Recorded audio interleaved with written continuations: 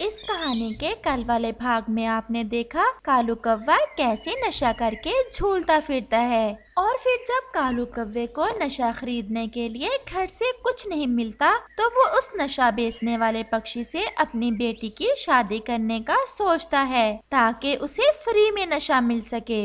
इस छोटी चिड़िया की बातों पर ध्यान न देना। कोई भी ये नहीं चाहता कि हमारी बेटी खुश रहे। ऐसे अमीर कौवे से शादी हो जाए हमारी बेटी की। पिताजी, जैसा आप कहेंगे हम वही करेंगे, परंतु आप नशा छोड़ दें।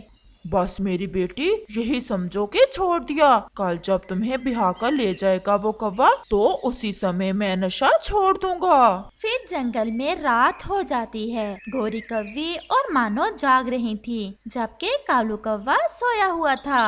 मानो मेरी बेटी, अपने ससुराल में जाकर बहुत समझ से रहना पड़ता है। कभी अगर पति से लड़ाई भी हो जाए तो आगे से बोलना नहीं। मैं अपनी मम्मा को कभी दुखी नहीं करूंगी। दूसरे रोज कालू कौवा सुबह सुबह ही उठ जाता है। गोरी, अपनी मानो को अच्छे से तैयार कर दो और मैं जाता हूँ और ले आता हूँ उस कौवे को। ऐसा कहते हुए कालू कौवा वहाँ से चला जाता है। वो तो तेज तेज उड़ रहा था क्योंकि वो जल्दी जल्दी से अपनी बेटी को उस नशेई कौवे से ब्याह देना चाहता था ताकि उसे मुफ्त में नशा मिल सके। चल भी मलंगी, सब मान गए। मेरी बेटी भी और पत्नी भी। आओ मेरे साथ और शादी करके ले आओ मेरी बेटी को अपने घर। क्या तुम्हारी बेटी मान गई? मेरी बेटी मेरी हर बात मानती है। कालू, तुमने तो कमाल कर दिया। अब लो ये नशा करो और चलो, मैं भी तैयार हूँ। अभी अभी नदी से अच्छे साबुन से नहा कर आया हूँ। फिर कालू कौवा वो नशा ले लेता है। अरे मानो, तुम रो क्यों रही हो? मेरी बेटी, एक ना एक दिन तो तुम्हें अपने घर जाना ही है। अगर ऐसे रोती रहोगी तो मैं भी रोने लगूंगी। कालू भी उस लफंगे और नशेई कौवे को दुल्हा बनाकर घर ले आता है। कालू जी, आपने तो अपने जंगल से किसी को भी नहीं बुलाया मेरी बेटी की शादी पर। इससे पहले कि कालू बोलता, दुल्हा कौवा जी बोलते हैं। अच्छा ही किया सासू माँ जी। पक्षी कब चाहते हैं कोई गरीब भी किसी अमीर से मिले। आपकी बेटी अब अमीरों में जा रही है। ऐश ऐश करेगी ऐश। बोलो ना पत्नी जी। मानो कौवी तो चुपचाप बस देखे जा रही थी। वो अपने पिता को निराश नहीं करना चाहती थी। चलो बेटी, अब चलो अपने पति के साथ अपने घर चलो। फिर वो नशेई कौवा मानो कौवी को अपने साथ लेकर वहाँ से चला जाता है। चुप कर जाओ, क्यों रो रही हो? शादी ही तो की है अपनी बेटी की, इसमें रोने वाली कौन सी बात है? अब खुश रहे मेरी बेटी और सुखी रखे उसका पति मेरी बेटी को। वो तो मानो के साथ साथ हमें भी सुखी रखेगा। आज पहला दिन है तुम्हारा पत्नी जी मेरे घर में। जो सच कल तुम्हारे सामने आना है मैं तुम्हें आज ही बता देता हूँ। जी पति जी, बताएं, क्या बताना चाहते हैं आप? तुम्हारा पिता मतलब कालू जी नशा मुझसे ही खरीद कर ले जाता है और तुम्हारी शादी के बदले में रोज उसे मुफ्त में नशा दिया करूँगा। मेरी बात हुई है उससे। ये सुनकर मानो कौवी तो रोने लग जाती है। तो क्या आप भी नशा करते हो? पूरे जंगल को दे सकता हूँ तो क्या खुद नहीं करूँगा? मेरे पिता ने मुझसे धोखा किया है, मैं यहाँ नहीं रहूंगी। चुप चुप कर जाओ, जबान काट दूंगा अगर ज्यादा काई काई की तो। 3 दिन से मुफ्त नशा ले जा रहा है तुम्हारा पिताजी। घर से बाहर निकली तो जबान के साथ साथ पंख भी काट दूंगा। वो मानो कौवी तो बहुत डर जाती है और चुप करके बैठ जाती है। मलंगी कहते हैं मुझे, मलंगी। पूरा जंगल डरता है मेरे नाम से। कालू कौवा मुफ्त में मिला नशा करके एक पेड़ के नीचे बेहोश पड़ा था। वो तो एक नशेई था। उसे जरा भी एहसास ना था कि उसने कैसे अपनी बेटी की जिंदगी बर्बाद कर दी है। रात का समय था। गोरी कौवी अकेले ही अपने घोंसले में बैठी हुई थी। ए भगवान, मैंने तो अपनी जिंदगी ऐसे ही रोते हुए गुजार ली। अब मेरी बेटी को खुशियां देना, और वो सब जो मुझे ना मिल सका।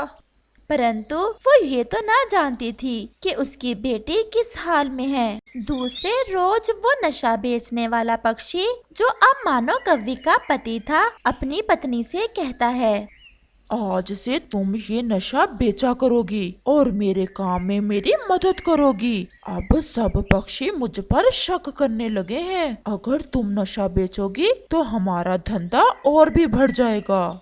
मेरे नशा बेचने से तुम्हारा धंधा कैसे बढ़ेगा? क्योंकि तुम सुंदर हो और जवान कवि। चुप कर जाओ, अगर इससे आगे बात की तो क्या? बोलो। ऐसा कहते हुए वो कौवा तो मानो को मारना शुरू कर देता है। वो ऐसे मानो कव्वी को मार रहा था कि वहाँ कालू कौवा भी आ जाता है। पिताजी देख ले पिताजी, कैसे अच्छे कौवे से शादी की है आपने मेरी, केवल मुफ्त नशा लेने के लिए। कालू, तुम तो कहते थे कि मेरी बेटी बहुत अच्छी है। इसकी तो जुबान ही बहुत लंबी है। इसे समझा दो, कहीं ऐसा ना हो कि मैं इसकी जुबान ही काट दूं। कालू कौवा खामोश था। वो तो ये सब जानता था। थोड़ी देर बाद कालू उस नशे कौवे से कहता है, मेरा आज का नशा दे दो और मैं समझाता हूँ इसे। ये सब सुनकर मानो का तो दिल फट जाता है कि उसका पिता तो कितना बुरा पक्षी है। ये लो अपना नशा और इसे समझाओ कि अगर इस घर में रहना है तो जैसा मैं कहता हूँ वैसा ही करना होगा। फिर वो नशा बेचने वाला पक्षी कालू कौवे को उसका नशा देकर वहाँ से चला जाता है। मानो, तुम्हें तो पता है मैं नशा छोड़ नहीं सकता। तो मुझे बेचकर नशा करने से अच्छा तो ये था कि आप मुझे मार ही देते। ऐसे रोज रोज मरने से तो अच्छा था कि मैं एक बार में ही मर जाती। आप जाएं यहाँ से और माँ से कुछ ना कहना, मेरी माँ तो पहले ही बहुत दुखी है। कालू कौवा अपना नशा लेता है और वहाँ से चला जाता है। मानो कव्वी बहुत दुखी थी। उसे कुछ समझ नहीं आ रहा था कि वो कहाँ जाए और क्या करे। फिर कुछ सोचकर मानो वहाँ से उड़ती है। मानो कव्वी सीधी नदी पर जाती है। वो एक पेड़ पर बैठ जाती है। माँ, मुझे माफ करना, मैं अब जीना नहीं चाहती। माँ, मैं नशा नहीं बेचूंगी और ना ही ऐसे बुरे पक्षी के साथ जिंदगी गुजारूंगी। फिर वो नदी के पानी की तरफ देखे जा रही थी। वो तो आत्महत्या करने जा रही थी। वो नदी में कूदने ही वाली थी कि वहाँ रानो चिड़िया आ जाती है। रुको मेरी बेटी, रुको, एक बार मेरी बात सुन लो। आंटी, मेरे पास कुछ भी नहीं बचा। मेरे पिता ने मुझे एक नशे को बेच दिया है। मेरी शादी नहीं हुई, बल्कि मुझे बेचा है मेरे पिता ने मुफ्त नशा लेने के लिए। मुझे ये डर था। मैंने गोरी बहन से कहा भी था कि कालू की बातों का विश्वास ना करे। परंतु बेटा, ये जो आप कहने जा रही हो, ये तो कायरता है। जिंदगी का मुकाबला करो। अभी कौन सा आप बूढ़ी हो गई हो। आप मेरे साथ मेरे घर चलो और वहाँ से मेरा पापा मुझे किसी और को बेच देगा। नहीं बेटा, मैं वचन देती हूँ आपको कि अब ऐसा नहीं होगा। फिर मानो कव्वी रानो चिड़िया के साथ उसके घर चली जाती है। कबूतर भैया, अब मानो मेरे घर में ही रहेगी और आप ये बात किसी को भी नहीं बताओगे। अब देखते हैं वो पक्षी कालू को नशा देता है या नहीं। गोरी बहुत चिंतित होगी। आप जाओ और गोरी को बताओ। उसे कहना कि मानो अब ठीक है और मेरे पास सुरक्षित है। फिर कबूतर मानो की मम्मा को सब बताने चला जाता है। कबूतर, ठीक तो है ना मेरी बेटी? कुछ हुआ तो नहीं मेरी बेटी को? नहीं, कुछ भी नहीं हुआ। वो नदी में कूदने ही वाली थी कि चिड़िया बहन उसे अपने घर ले गई। रात से कालू भी घर नहीं आया। न जाने जिंदा है या मर गया। आप चलो मेरे साथ, हम उसे जाकर देखते हैं कि वो कहाँ चला गया। और गोरी बहन, आप ये बात कालू को नहीं बताओगी कि मानो चिड़िया के घर में है। मैं नहीं बताऊंगी कबूतर भैया। फिर कबूतर और गोरी कव्वी वहाँ से चले जाते हैं। वो सीधे उस नशेई पक्षी के पास जाते हैं। कालू उस नशेई पक्षी की मिन्नतें कर रहा था और उससे नशा मांग रहा था। कबूतर और गोरी भी वहाँ आ जाते हैं। बेगैरत, भाग यहाँ से, जैसे तुम्हारी बेटी भागी। अब मुझे तुम्हारी शक्ल भी अच्छी नहीं लगती। कहाँ है मेरी बेटी, कहाँ है? मैंने तो केवल नशा लेने के लिए ही तो उसे बेचा था। अब मुझे पास वाले जंगल में एक तुम जैसा बेगैरत कौवा और मिल गया है, जो अपनी बेटी मुझे बेच रहा है। और तुम्हारी बेटी मेरे काम की नहीं, उसकी जुबान भी बहुत लंबी है। जाओ और ढूंढो अपनी बेटी को, और अगर मिल जाए तो उसे अपने घर ही ले जाना। बेगैरत ये भी है और तुम भी। तुमने एक माँ का कहर अभी देखा ही नहीं, दूसरों के इश्तों से खेलते हो। ऐसा कहते हुए गोरी पास में पड़ा बड़ा डंडा उठाकर उसके सर में मारती है और वो नशा बेचने वाला पक्षी वहीं मर जाता है। गोरी और कबूतर, मुझे माफ कर दो, आज मेरी आंखें खुल गई हैं। मैं तो सच में बेगैरत बन गया था, और मुझे ढूंढ कर ला दो मेरी बेटी। मैं अपनी बेटी के पांव पड़कर माफी मांग लूंगा। मैं अब के बाद फिर कभी नशा भी नहीं करूंगा। फिर ऐसे कालू कौवा नशा छोड़ देता है। रानो चिड़िया मानो को उसके घर ले आती है, जिसे देख कालू कौवा तो रोए ही जा रहा था। फिर वो सब एक नए और खुशियों भरे जीवन की शुरुआत करते हैं। कालू कालू, आज मेरा मन कर रहा है अपने मैके वाले जंगल जाने का। तो चली जाओ, पहले कोई मुझसे इजाजत लेकर जाती हो। वो माँ का तो तुम्हें पता है, मैं रोज रोज वहाँ जाऊँ अच्छा नहीं समझती। तो फिर ना जाओ, आराम से बैठी रहो। आराम से तो नहीं बैठ सकती, मेरे जहन में एक बहुत अच्छा आइडिया आया है। लो जी, फिर मुझे ही बेइज्जत करने का आइडिया आया होगा। नहीं, सच में इस बार ना मेरे दिमाग में कुछ नया आया है। पहले सुन तो लो, अगर पसंद आए तो ठीक है, वरना जैसे तुम कहोगे मैं वैसा ही करूँगी। अच्छा, अब बताओ भी। कालू, तुम तो जानते हो कि मेरे मैके वाले जंगल में रानो चिड़िया की बहन और तोते के रिश्तेदार भी रहते हैं। हम ऐसा करते हैं, रानो चिड़िया और तोते के साथ मिलकर प्लान बनाते हैं। फिर गोरी कव्वी अपना सारा प्लान कालू कव्वे को बताती है। गोरी, वैसे जिंदगी में पहली बार तुम्हारे शैतानी दिमाग में कोई ढंग की बात आई है। चलो तुम रानो चिड़िया की तरफ, मैं तोते को लेकर वहीं आता हूँ। और फिर गोरी कव्वी तुरंत रानो चिड़िया की तरफ चली जाती है और कालू कौवा तोते की तरफ चला जाता है। चिड़िया बहन, तुम्हें नहीं लगता कि हमें कहीं आउटिंग पर जाना चाहिए? कौवा भी तोते को लेकर आ जाता है। आउटिंग पर? लेकिन कहाँ? हम ऐसा करते हैं, साथ वाले जंगल जाते हैं। वहाँ पर गोरी की माँ रहती है, तुम्हारी बहन रहती है, और तोते के रिश्तेदार भी वहाँ रहते हैं। हम वहीं चलते हैं। अच्छा, हम वहाँ चले तो जाएंगे, लेकिन इसमें आउटिंग वाली क्या बात है? असल बात तो सुन लो तोते भैया, हम ऐसा करेंगे कि सबके रिश्तेदारों के घरों में इकट्ठे ही रहेंगे। इस तरह हमारी आउटिंग भी हो जाएगी, हम कुछ दिन साथ बिता लेंगे, और भोजन की तो कोई चिंता नहीं होगी, क्योंकि हम मेहमान बनकर जाएंगे, और भोजन तो हमें वहीं से मिलेगा ना जहाँ हम रहेंगे। लेकिन ऐसे कहीं हमारे रिश्तेदारों को कोई परेशानी ना हो। इतने ज्यादा मेहमानों को एक साथ संभालना मुश्किल काम होता है। रानो बहन, हम किसी पर इतना ज्यादा बोझ नहीं बनेंगे। यहाँ जाएंगे, काम कर कर ही खाएंगे। रानो चिड़िया बहुत हैरान थी कि गोरी इतनी मीठी मीठी बातें कैसे कर रही है। रानो, चले जाते हैं। अगर कालू और गोरी इतना जोर लगा रहे हैं, मेरा भी मन कर रहा है अपने रिश्तेदारों से मिलने का। और फिर रानो चिड़िया भी मान जाती है। हम कल सुबह रानो के घर ही आ जाएंगे और यहीं से आगे का सफर शुरू करेंगे। और फिर सब अपने अपने घरों को चले जाते हैं। कालू, अब उठ भी जाओ, जल्दी करो, हमने जाना भी है। अच्छा, उठता हूँ, बस थोड़ी देर सो लेने दो। अब अगर तुम ना उठे तो ऐसी चोंच मारूंगी कि नानी याद आ जाएगी तुम्हें तुम्हारी। और कौवा ये सुनते ही फौरन उठ जाता है। अच्छा, अब कुछ खाने को दे दो नाश्ते में, बहुत भूख लगी है। ऐसे तो मुझसे उड़ा भी नहीं जाएगा। मैं तो खुद भूखी हूँ, चलो रानो के घर से ही कुछ खा लेंगे। अब जल्दी करो, कहीं रानो और तोता इधर ही ना आ जाए। और वो दोनों जल्दी से रानो चिड़िया के घर की तरफ चले जाते हैं। तोता भैया नहीं आया अभी तक। ये तोता क्यों नहीं आया अभी तक? हमने तो नाश्ता भी नहीं किया, हमें तो लगा हमें देर हो गई है। रानो, मेरी आंखों के सामने तो अंधेरा आ रहा है, मुझे जल्दी से कुछ खाने को दे दो। और मुझे भी। रानो चिड़िया मुस्कुराती हुई उन्हें कुछ चनों के दाने और सेब दे देती है, जिसे वो दोनों पलक झपकते ही खा जाते हैं।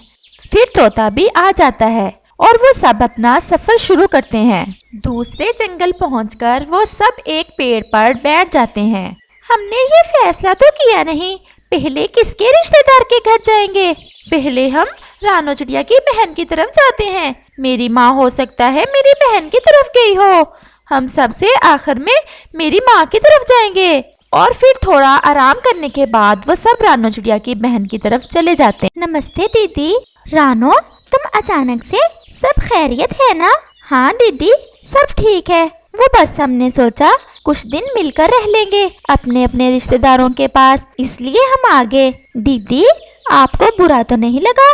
नहीं, इसमें बुरा लगने वाली कौन सी बात है। मुझे बहुत खुशी हुई है कि आप सब आए। अच्छा, आप बैठे, मैं आपके लिए भोजन का बंदोबस्त करती हूँ। रानो की दीदी भोजन लेने के लिए चली जाती है। गोरी जल्दी से उड़कर रानो की दीदी के घोंसले में बैठ जाती है। मैं बहुत थक चुकी हूँ, मुझे थोड़ी देर सोना चाहिए, वरना मेरी तबीयत खराब हो जाएगी।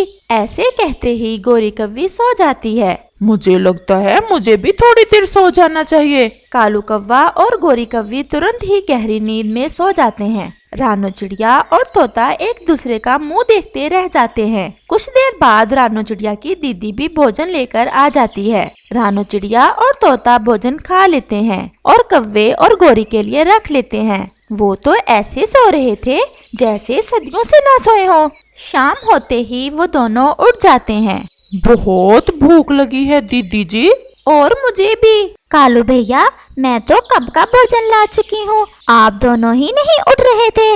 रानो चिड़िया की दीदी उन दोनों को भोजन दे देती है, जिसे वो झट से खा लेते हैं। कालू, तुम तो कह रहे थे हम आउटिंग करेंगे और तुम यहाँ भी सारा दिन सोए ही रहे हो। सोने की आउटिंग के लिए आए हो? तोते यार, थकावट बहुत हो गई थी सफर की, हम कल से असल आउटिंग शुरू करेंगे। कालू और गोरी थोड़ी देर बातें करते हैं और फिर से घोंसले में लेटे ही सो जाते हैं। रानो चिड़िया तो अपनी दीदी से बहुत शर्मिंदा हो रही थी। तोते भैया, हमें कालू की बातों में नहीं आना चाहिए था, हमें इसका पता तो था। सारी गलती हमारी ही है जो हम इनके साथ आ गए। रानो, अब पछतावे का कोई फायदा नहीं है, जो होना था वो तो हो गया है। अब सुबह होने दो, इसे लेकर इसकी सास के घर जाएंगे, वहीं जाकर इसे हिसाब बराबर करेंगे।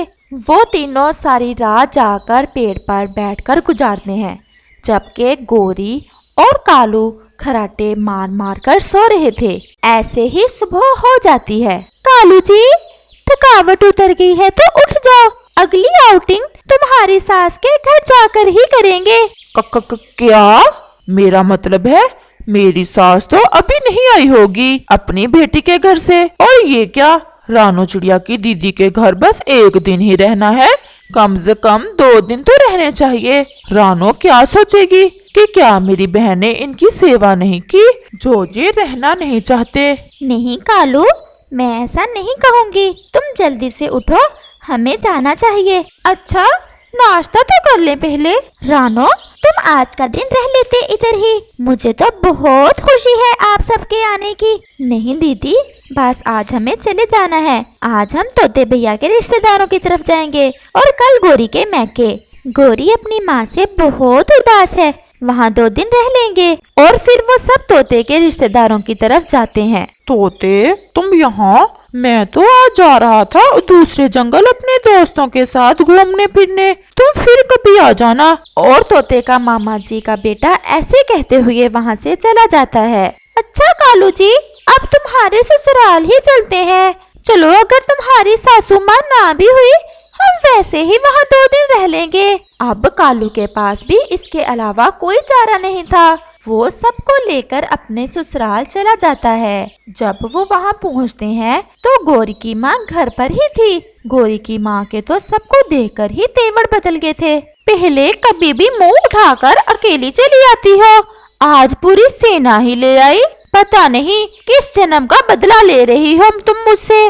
बूढ़ी मेरी जान, मैं तो अपना पेट पता नहीं कैसे भरती हूँ, ऊपर से तुम आ जाती हो मेरी जान खाने। आंटी जी, हम रहने नहीं आए, हम तो बस वैसे ही घूमने फिरने आए थे इस जंगल में। हमने सोचा कि जाते जाते आपको भी देख जाते हैं। चलो तोते भैया चले, शाम होने से पहले पहले हम पहुंच जाएंगे अपने जंगल। अच्छा कालू, हम चलते हैं, तुम रह लो अपने ससुराल और कर लो अपनी आउटिंग। नहीं तोते यार, मैं भी चलता हूँ तुम्हारे साथ। मेरा भी अब मन नहीं रहा घूमने फिरने का। और मेरा भी। तोता और रानू चिड़िया कालू और गोरी की बात सुनकर हंसने लग जाते हैं और अपने जंगल वापस आ जाते हैं।